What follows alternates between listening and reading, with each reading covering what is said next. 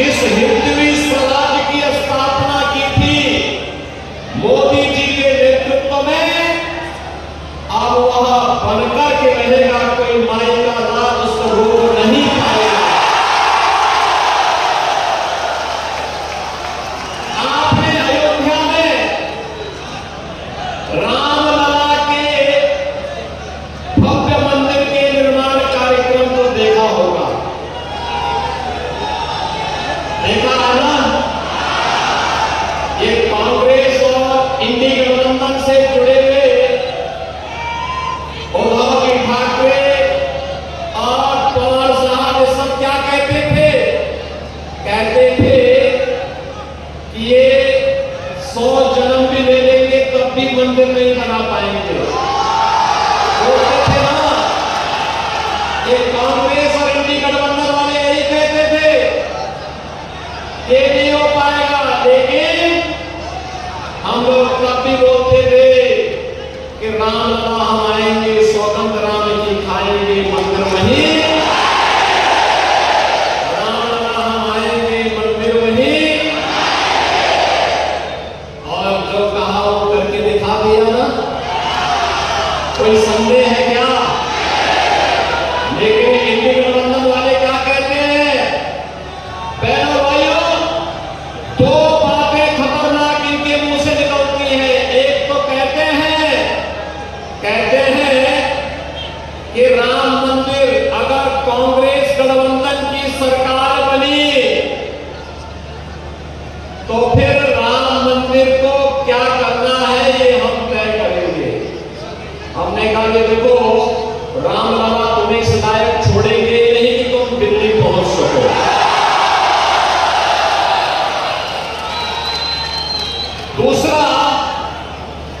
दूसरा इन लोगों के द्वारा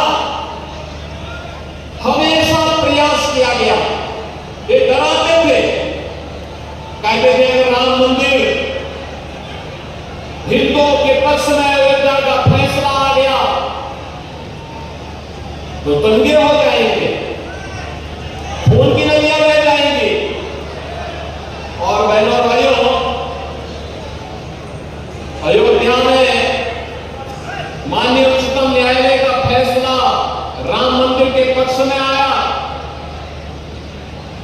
प्रधानमंत्री जी ने कृपा करके वहां शिलान्यास भी किया, राम मंदिर का निर्माण भी हुआ, रामलला विराजमान भी हुए, कहीं तिनका नहीं हिला, तिनका नहीं हिला। बात बहुत दूर की है। और मैं इन इंडी गठबंधन वालों को भी कहना चाहता हूं, उत्तर प्रदेश में तो पिछले 7 वर्ष में कोई दंगा ही नहीं हुआ। अगर हम लोग रामलला को आप सबके आशीर्वाद से, भारत की जनता के आशीर्वाद से, मोदी जी के नेतृत्व में अयोध्या में विराजमान कर सकते हैं, तो बड़े बड़े माफिया और दंगाइयों का राम नाम सत्य है कि यात्रा भी निकाल सकते हैं।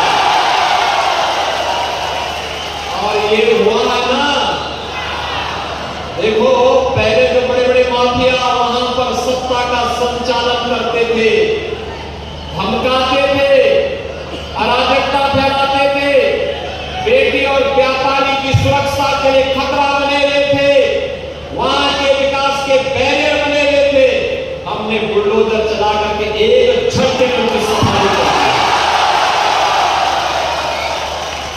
आज आप देख रहे होंगे उत्तर प्रदेश में सारा अतिक्रमण समाप्त हो गया। अब वहां दंगा का कोई सोचता ही नहीं है।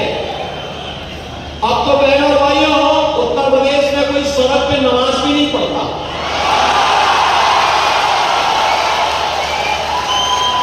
अब आप मस्जिदों के भी माइक उतर गए।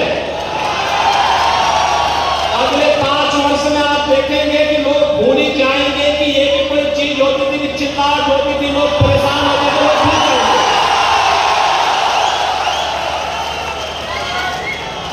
बहनों और भाइयों, हमें अगर एक भारत श्रेष्ठ भारत बनाना है वो सबकी भावनाओं का सम्मान करना होगा। भारत के महापुरुषों को सम्मान देना होगा। भारत के देवी देवताओं को हर हाल में उनके प्रति आदर का भाव रखना होगा। हर बेटी को पूरी सुरक्षा देना होगा। हर व्यापारी को संरक्षण देना होगा। हर युवा के हाथ को रोजगार देना होगा। हर चेहरे पर खुशहाली लाना होगा। और यही तो छत्रपति शिवाजी महाराज का हिंदवी स्वराज का पाठ है। और यही कार्य तो मोदी जी कर रहे हैं। पिछले 10 वर्ष में हमने बदलते हुए भारत को देखा है। बहनों भाइयों, ये नया भारत, इस भारत में दुनिया के अंदर भारत का सम्मान बढ़ा, सीमाएं सुरक्षित हुई है, आतंकवाद और नक्सलवाद का लगाम कसा गया है। और आपने भी देखा है, आतंकवाद और नक्सलवाद को पूरी तरह नकेल कसाई गया है। लेकिन अगर कहीं पटाखा का भी थोड़ा सा जोर से आवाज हो जाए तो सबसे पहले पाकिस्तान सफाई देता है कि मेरा हाथ नहीं है, मेरा हाथ नहीं है। तो किसी मालूम है नया भारत है, छेड़ता नहीं है, लेकिन कोई छेड़ता है तो छोड़ता भी। और कांग्रेस की सरकार के समय क्या होता था? आतंकवाद होता था, मुंबई विस्फोट हुए थे, कांग्रेस के लोग क्या कहते थे? यूपीए सरकार कहती थी आतंकवादी सीमा पार के।